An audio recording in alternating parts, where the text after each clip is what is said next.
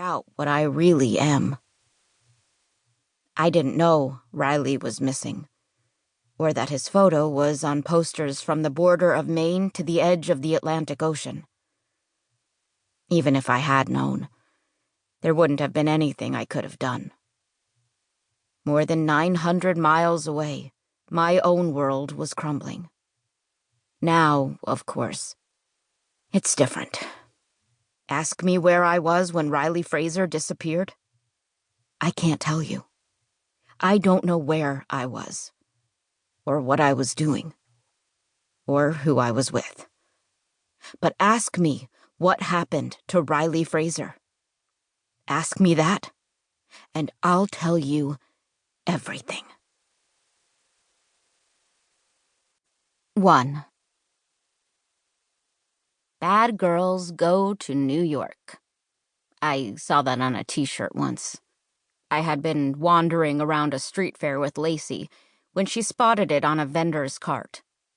She reached past me, careful not to let her arm brush mine, lifted the shirt, and then held it up to her chest.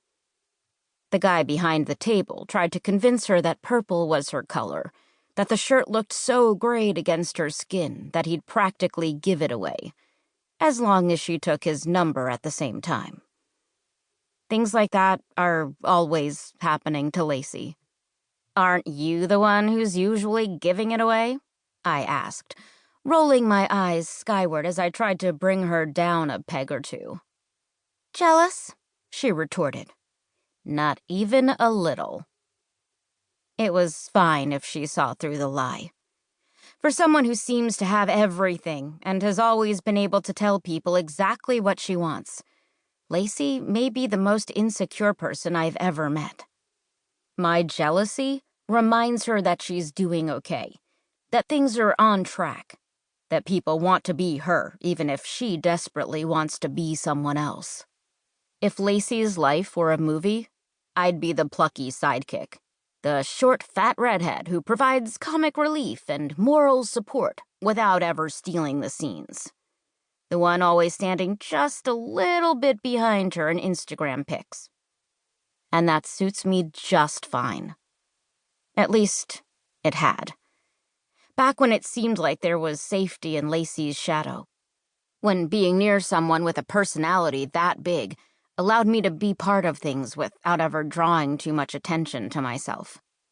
Before it had all backfired and my entire life blew up. From where I'm sitting right now, 8 rows back on a bus that smells like week-old pizza and dirty socks. That t-shirt had gotten it wrong. Bad girls don't go to New York. Bad girls get put on a Greyhound back to a place they'd rather forget. The bus slows and pulls into a gas station with peeling paint and a hand-lettered sign advertising live bait. Stop 43, I think, as a trickle of people climb aboard and search for spots. Up until now, I've been lucky. I scored a pair of seats at the start and somehow, possibly through a combination of guarded posture, prayer, and the sound of the violent femmes blaring from my earbuds, have managed to hold them for the first 10 hours of the trip. But luck deserts me as a plump woman with gray hair stops in the middle of the aisle and shoots me a friendly smile. The scent of vanilla wafts from her like perfume as she glances from my face to the backpack on the empty seat next to me. When I don't immediately make room, the friendly smile slips a notch.